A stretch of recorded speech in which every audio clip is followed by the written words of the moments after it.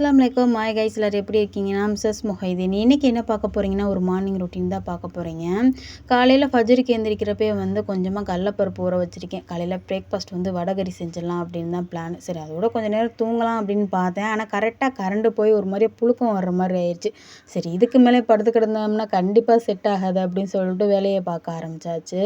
நீங்கள் சொன்னால் நம்ப மாட்டீங்க, இந்த மாதிரி எனக்காக ஜீவன் வெயிட் பண்ணணும். அடுப்பாங்கரை வந்தோன்னே இப்படி உட்காந்துருவாங்க. அப்படி மூஞ்சி அப்படி பாவமாக வச்சுட்டு ஒரு சில பேர் என்ன பண்ணுவாங்கன்னா, கத்தி கத்தி பால் கேட்பாளுங்க. எனக்கு பாலை கொடுத்துட்டு நீ வேலையை பாருடி அப்படின்ற மாதிரி இருக்கும். ஒரு 2 பேர் மட்டும் என்னென்னா ரொம்ப சோம்பேறித்தனமாக இருப்பாங்க. அவங்கள மட்டும் பிடிச்சிட்டு கொடுக்கணும். கொஞ்சம் பாலை குடிச்சிட்டு போயிருங்கம்மா அப்படின்ற மாதிரி.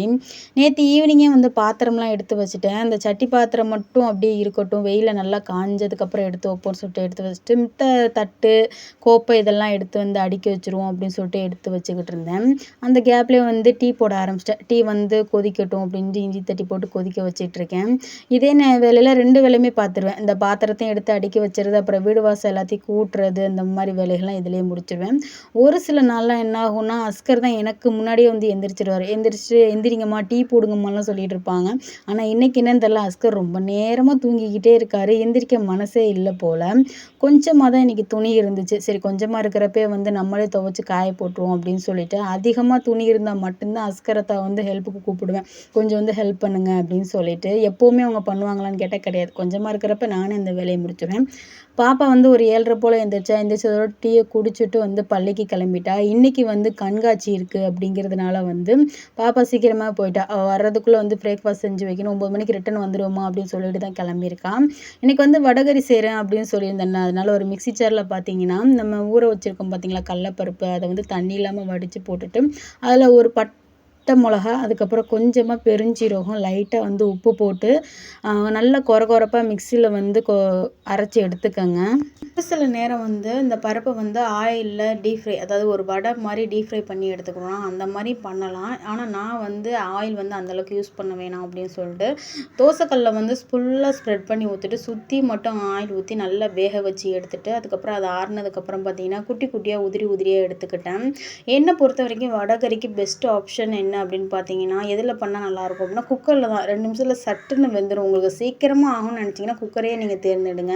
அதில் கொஞ்சமாக ஆயில் ஊற்றிட்டு பட்டை, கிராம்பு, ஏலக்காய், அப்புறம் நட்சத்திரப்பூ, இந்த ஸ்பைசஸ் கொஞ்சம் அதிகமாக போட்டிங்கன்னா வடகறிக்கு வாசனையும் சரி டேஸ்ட்டும் ரொம்ப நல்லாயிருக்கும். அப்புறம் தக்காளி, வெங்காயம், இஞ்சி வெள்ளைப்பூடி பேஸ்ட் இதெல்லாம் வதக்கிட்டு கொத்தமல்லி புதினா போட்டுட்டு வீட்டில் இருக்கிற மசாலாத்தூள், மல்லித்தூள், கரம் மசாலா தூள் இதெல்லாம் உங்களுடைய காரத்துக்கு தக்கன மசாலா ஸ்பைசஸ்லாம் கொஞ்சம் கூட குறைச்சி அதிகமாக போட்டுக்கலாம்.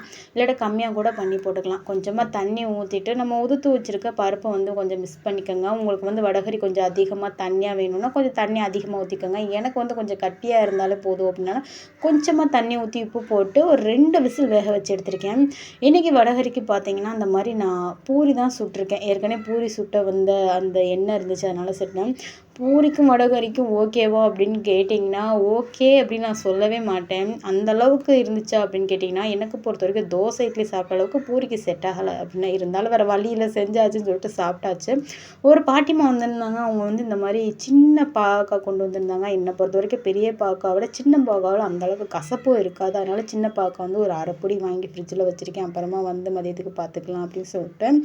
கண்காட்சிக்கு டைம் கொடுத்துருந்தாங்க. ஒரு 11:30லேருந்து 12 மணி, 10:30லேருந்து 12 மணி வரைக்கும் டைம் கொடுத்தாங்க. நானும் என் ஃப்ரெண்ட்ஸும் கிளம்பியிருந்தோம். பாப்பா ஆல்ரெடி அங்கே தான் இருக்கா. சாப்பிட்டுட்டு பள்ளிக்கு போயிட்டா. அங்கே சூப்பராக மேலே நல்லா நீட்டாக ரெடி பண்ணியிருந்தாங்க. உள்ளே இந்த மாதிரி தான் இருந்துச்சு. போனோடனே பார்த்தீங்கன்னா பசங்க ரொம்ப இன்னோவேட்டிவாக லைட்டிங் செட்டப்லாம் போட்டு உண்மையில சொல்கிறேன் மாஷா அல்லாஹ் அவ்வளோ அழகாக இருந்துச்சு. நம்ம இது பார்க்க தான் கொஞ்சம் மொக்கையாக இருந்த மாதிரி இருந்தது. மற்ற எல்லாமே ரொம்ப அழகாக இருந்தது. நிறைய பசங்க எக்ஸ்ப்ளனேஷன்லாம் கொடுத்துருந்தாங்க. குட்டி குட்டி பசங்கள்லாம் எக்ஸ்ப்ளனேஷன்லாம் கொடுத்துருந்தாங்க. அதெல்லாம் கேட்க சரி ரெக்கார்ட் பண்ணி அப்படியே போடுவோன்னு பார்த்தா அவ்வளோ சத்தம். அவங்க சொல்கிறத சத்தியமாக உங்களுக்கு கேட்காது. அதனால் நானே எக்ஸ்பிளைன் பண்ணிடுறேன். ஒவ்வொருத்தவங்களும் நம்ம போய் நின்றோம்னாலே எக்ஸ்பிளைன் பண்ணுற மாதிரி ஆலிமா, ஆலிம்சா எல்லாமே சொல்லியிருந்தாங்க போல். அதனால் எல்லாருமே நீட்டாக எக்ஸ்பிளைன் பண்ணாங்க. சலிக்காமல் எத்தனை பேர் கேட்டாலும் அல்ஹம்துலில்லாஹ் அவ்வளோ அழகாக அந்த குட்டி பையன்லாம் பாருங்களேன், அவ்வளோ அழகாக சொல்லியிருந்தான். இது பண்ணணும் இப்படி அப்படின்னு சொல்லிட்டு உண்மையிலே அவ்வளோ ஹாப்பியாக இருந்துச்சு. உண்மையிலே கண்காட்சி ரொம்ப நீட்டாக ஆர்கனைஸ் பண்ணி வச்சுருந்தாங்க. 3 ஆண்டுலாம் நடந்துச்சுங்க. ஆனால் இதுதான் கண்காட்சின்னு நினைக்கிறேன். இதுதான் ஃபஸ்ட்டு கண்காட்சி. இந்த போட்டு எக்ஸ்பிளைன் பண்ணுறது நீங்கள் நேரம் ஆக வேதனை மட்டுமே இந்த மாதிரி உங்களுக்கு எங்களுக்கு இந்த காலை பொழுது இப்படி தாங்க போச்சு. உங்களுக்கு எப்படி போச்சு அப்படிங்கிறத கண்டிப்பாக சொல்லுங்கள். இதோட இந்த வீடியோ முடிச்சுக்கிறேன். அடுத்த வீடியோவில் சந்திப்பேன். பாய்.